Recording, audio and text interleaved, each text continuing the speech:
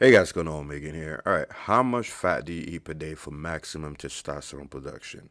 Most people obviously don't eat enough fats, obviously healthy fats, to maximize testosterone levels, energy, to take care of the immune system, reducing inflammation, all of the benefits that you get from eating healthy fats, even cognitive function.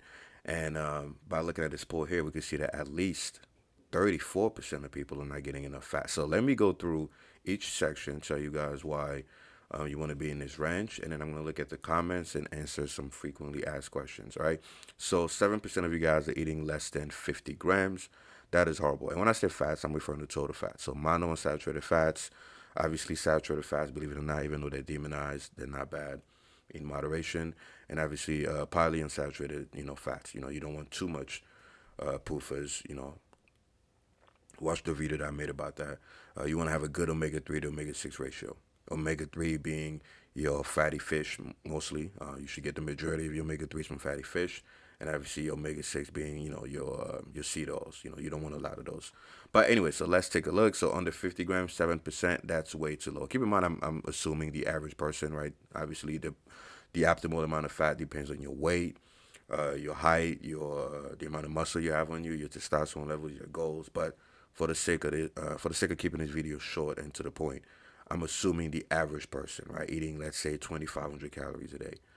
Some are going to be below that, some are going to be above. But for the average person, less than 50 grams is too low. And I know the bodybuilding community has, the enhanced bodybuilding community has perpetrated the myth that you could be fine with low fats. Yeah, that's because they're injecting fucking testosterone, guys. Use common sense, right? If you're injecting testosterone, obviously your diet's gonna be completely different than somebody who's natural, right? They don't need to obsess about getting enough micronutrients and enough fats and have the right ratio of everything because they're already injecting the testosterone, right?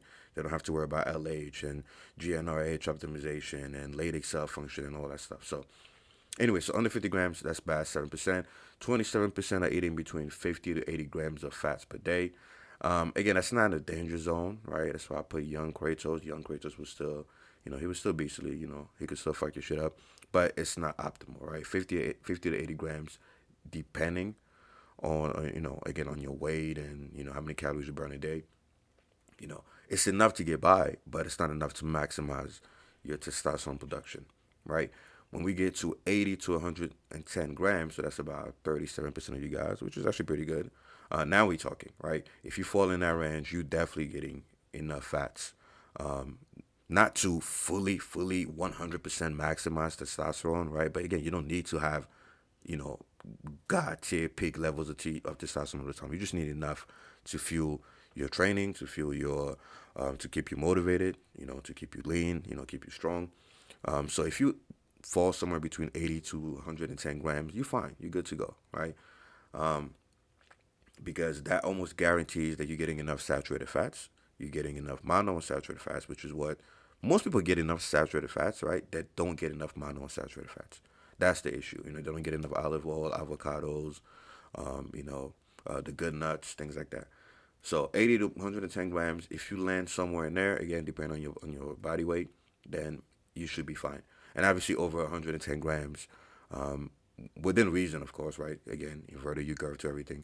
You definitely getting more than enough fats, right? Unless you're a fucking giant, then you might need more.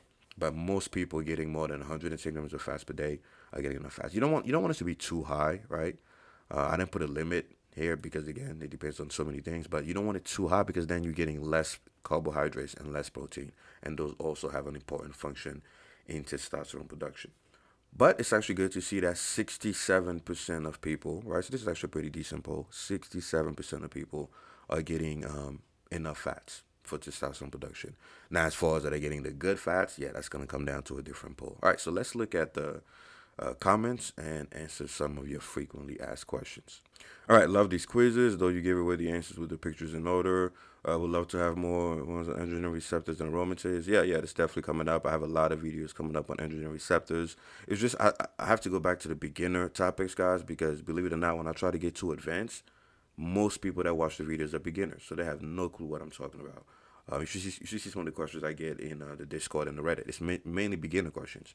That's why I have to repeat myself over and over again. So That's why if you notice, I took a break from the advanced topics. Trust me, you guys know I'm a full nerd. I would love to go deep into the technicalities and the advanced uh, you know um, parts of bodybuilding and hypertrophy, genetics, whatever. But again, most of my audience is beginners.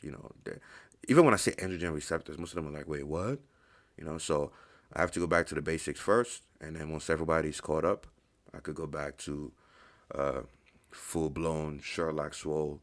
Nerd Megan. All right, so no point in having high testosterone. Can use the high testosterone. I think it's about now. Yep, correct. I found only counting grams of protein works pretty well. Probably should try just to get an idea. Yeah, guys, you just gotta have an idea. You don't have to track. You don't have to meticulously track everything every single day. The goal is to know the ranges, create a meal plan based off that, and then just try to eat that meal plan every day, or with some obviously with some flexibility. So the key is not to obsess. The key is to create the ideal meal plan. Right, it'll take you less than 30 minutes, and then try to replicate that every day. And then you could just swap certain foods. You don't have to sit there and be like, oh, am I getting enough boron? Am I getting enough zinc? Am I getting no? Just create a meal plan that has all that, and then just keep copying and pasting that. That's it. Um, the only time I want people to track is for people who are not disciplined, or people who eat a bunch of random shit every day. Yeah, if you eat a bunch of random shit every day, you have no idea what you're doing. Then yeah, you should definitely track to make sure that you're on point. But anyway, so I don't know why you using Gollum as low fat. Gollum ate a lot of fatty fish in the movies. Gollum is gold in this situation. That's true. This is an interesting topic. I've always thought around 90 to 100 gram range is an idea for me as far as I feel. So yeah, that's another thing too, guys. When you increase your fat, especially saturated fat, you're gonna notice in your sexual drive. It's one of the first things that's gonna be affected by that. It's gonna go through the roof. Better mostly removed. I do wonder about the effects of saturated fat on high carb intake. Yeah, I could make more videos about that if I haven't already. Carbs for me are essential to how I feel. I don't do well on carb intake less than 200 grams. Yeah, again, there's a lot of individual differences, but most people need enough carbs, especially if you train. If you train hard, again, there's some outliers, but we don't talk about outliers. We focus on the mean. If you train hard, you need carbs, because especially if you train frequently. If you don't train frequently, then yeah, your body has enough time to replenish glycogen stores.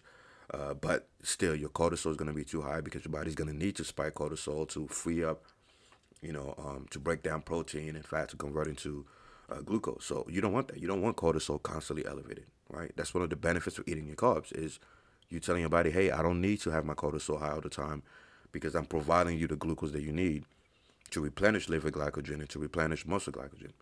Whereas when you go on a low carb diet, yeah, you still survive, but God, your recovery is gonna tank, because your body is like, hey, I need time, I gotta replenish this glycogen stores. Um, I mean, if you look at athletes, look at all the high level athletes, guys. They're all eating high carb diet. But anyway, this video is not about carbs, so let's stay focused. Megan, can you make a video on looking at fibers of fertility? Sure. Megan, is it okay to eat a whole pack of 100 seconds of peanuts a day? It depends on the ratio. It depends on the balance. If you're eating a balanced diet, I don't care what you eat, as long as it's balanced. Um, and let's see. Megan, will the respect to be recommend between 15 and 30% of maintenance calories coming from fat? If my maintenance calories are 2,400, that means on the low end, I'm only getting 40 grams of fat, and the high end, 80 grams of fat. Can you explain this? Or the higher range is only, yeah, it's mostly for people that have a lot of muscle mass, or people that, and keep in mind, you don't train, if you train every day, then the ratio is going to be different, right? Because if you train every single day, and I'm talking about like hard training, not, oh, I'm doing arms, or I'm doing shoulders. If you do full body or upper lower or push pull every day, your carbs, I mean, your fat is going to be towards the low end. By the way, I typically recommend 20 to 40%, but your fat could be on the low end because you need room for carbohydrates, right? It also depends if you're bulking or not. It depends on so many factors. Are you bulking? Are you cutting? But as long as you're in that 20 to 40% range, even 15 to 30%, even though I won't go to 15, that's overdoing it. The only time I have somebody on 15% of calories from fats is if they're in a surplus, so they're getting a ton of calories, and therefore that 15% of calories is actually a lot of fat. You know what I mean? But if you're at maintenance, I won't go below 20% of calories from fats. Let's see. So I don't know if I'm answering your question. Let's see. I'm reading through these questions too fast, but so let's see. I'm only getting 40 grams of fat. Yeah, 40 grams is low. I mean, unless you weigh like, dude, unless you weigh like 100 pounds, man, like 40 grams of fat is pretty low. Because that means you're definitely not getting enough MUFAs, right? Monounsaturated fats, or saturated fats, you know. But yeah, I need to have more information about you. Next, a minimum of 80 grams at least a day, but I usually get over 100. Almonds, walnuts, eggs, fish, peanut butter, milk, dairy, avocado, eat on regular. Nice, nice. Felt like ass when I originally lost all my weight because I obliterated my fat intake to 25 to 30 grams. Yeah, you'd be surprised how many people are eating super low fats because they saw their favorite enhanced bodybuilder on fucking 2 grams of steroids eating a low fat diet. You know, we've all been there. When I was a teenager too, and I didn't know any of this, I used to just copy whatever I saw the enhanced bodybuilders do. You know, because we thought, hey, they're big. I want to get big. I'm just gonna do what they do. But their diet is so suboptimal. It is horrible.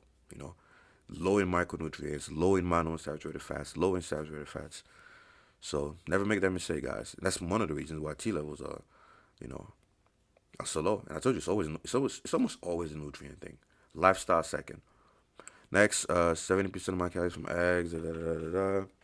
At first glance, I thought 110 grams of fat is ridiculous, but I probably get 50 grams in my diet. That I remembered all the oil in my cooking. Ooh, careful with the oil that you're using. Hopefully, you're not referring to seed oils.